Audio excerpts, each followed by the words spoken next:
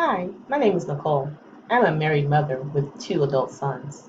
The youngest graduated last year from Maynard High School, class of 2018. That means my family has two people in college at the same time. I was excited when he said he was accepted to Texas State, my alma mater. In my free time, I like to take pictures, read mystery books, bake, and play board games.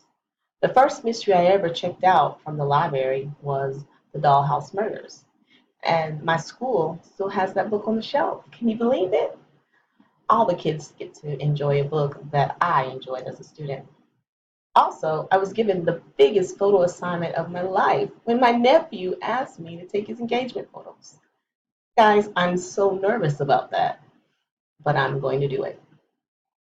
My hopes for the future are that everyone will like to read, see my son graduate, and be an elementary school librarian. Thanks for listening, and I look forward to working with you this summer and making some magic.